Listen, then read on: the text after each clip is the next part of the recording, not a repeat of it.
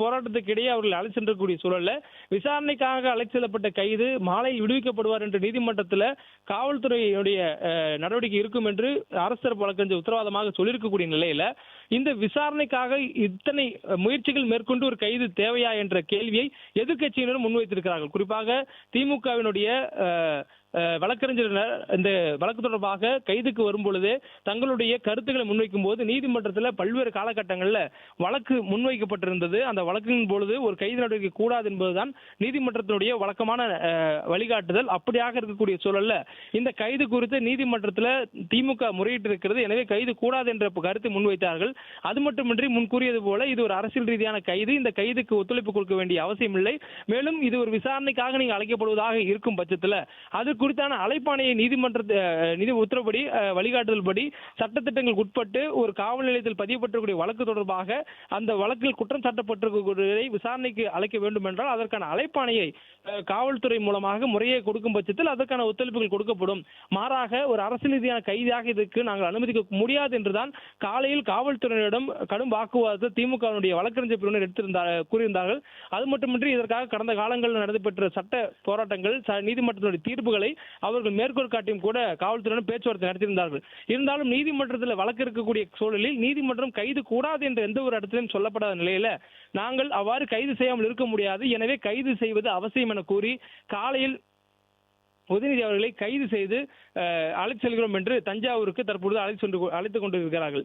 இப்படியாக இந்த காலையிலே இந்த கைது நிகழ்வு நடைபெற்றக்கூடிய சூழலில் அதற்கு திமுகவினர் எதிர்வினை ஆற்றுவதும் அதற்கு தாவேகாவினர் எதிர்வினை ஆற்றுவதும் அரசியல் கட்சி தலைவர்கள் தங்களுடைய கருத்துக்களை பதிவு செய்யும் வகையில் இருந்திருக்கக்கூடிய இந்த பரபரப்பான சூழலில் நீதிமன்றத்தில் தாவேகா அரசு சார்பில் ஆஜரான வழக்கறிஞர்கள் கூறியிருக்கக்கூடிய அந்த வாதம் என்பது இந்த வழக்கை ஒட்டுமொத்தமாக இந்த எதிர்பார்ப்புக்கு ஒரு முற்றுப்புள்ளி வைக்கும் விதமாக மாலையில் அவர் விடுவிக்கப்படுவார் என்றும் கூறியிருக்கிறது.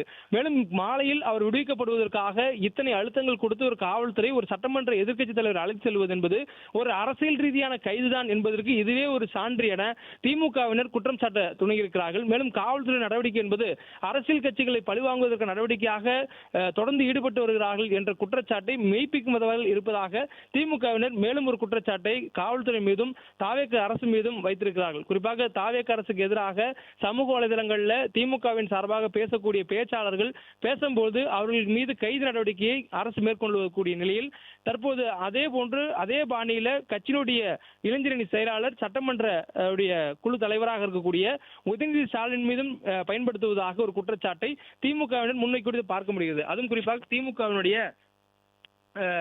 முன்னணி தலைவர்களாக இருக்கக்கூடிய பல்வேறு நபர்கள் சொல்லக்கூடிய கருத்துக்களும் அதுவாகவே இருக்கின்றன. அதிலும் குறிப்பாக திமுகவினுடைய பொதுச் செயலாளர் இந்த கைதுக்கு கண்டனத்தை தெரிவித்திருந்தார். அதே போன்று திமுக துணை பொதுச் செயலாளர் கனிமொழி இந்த கைதுக்கு கண்டனம் தெரிவித்திருந்தார். டெல்லி நாடாளுமன்றத்தில் இந்த கைதுக்கு திமுகவினர் கண்டனம் தெரிவித்து போராட்டத்தில் ஈடுபட்டிருந்தாங்க. மேலும் பல்வேறு அரசியல் கட்சி தலைவர்கள் திமுக கூட்டணியில் இருக்கக்கூடிய மனித ஜனநாயக கட்சி தலைவர் தமிழ் அன்சாரி இந்த கைதுக்கு கண்டனம் தெரிவித்திருந்தார். இதுபோல் பல்வேறு தரப்பினர்கள் கைதுக்கு கண்டனம் தெரிவித்திருக்கக்கூடிய சூழலில் மறுபுறம் இந்த கைதுக்கு ஆதரவு தெரிவித்து தாவேகாவினுடைய அரசில் இருக்கக்கூடிய எம்எல்ஏக்கள் அதே போன்று அமைச்சர்கள் கைதுக்கு வரவேற்பு தெரிவித்திருந்தார்கள். மேலும் பாஜகவினர் இந்த கைதுக்கு வரவேற்பு தெரிவித்திருந்தார்கள்.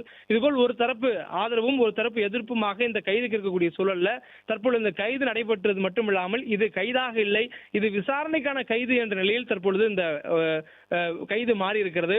அதே போன்று திமுக கூட்டணியில் இருக்கக்கூடிய ஜவஹர்லாவும் கூட இந்த கைது கண்டனம் தெரிவித்திருந்தார். அதே போன்று முக்குளத்தூர் புலிப்படை கட்சியின் சார்பில் கருணாஸ் இந்த கைதுக்கு கண்டனம் தெரிவித்திருந்தார். இதுபோல் பல்வேறு தரப்பிலும் இந்த கைதுக்கான கண்டனங்கள் வந்திருந்த சூழல்ல கைதுக்கு ஆதரவும் வந்திருந்தன. குறிப்பாக உதயநிதி அவர்கள் பேசிய பேச்சு என்பது ஒரு சட்டமன்ற எதிர்க்கட்சி தலைவர் ஆகக்கூடியவர் ஒரு பெண்ணை குறித்து பேசும்பொழுது மாண்புடன் பேச வேண்டும், அந்த மாண்பை குலைக்கக்கூடிய வகையில் இருக்கக்கூடாது என்ற ஒரு துணியில் அவருடைய கருத்துக்களை வெளியிட்டதையும் பார்க்க முடிந்தது.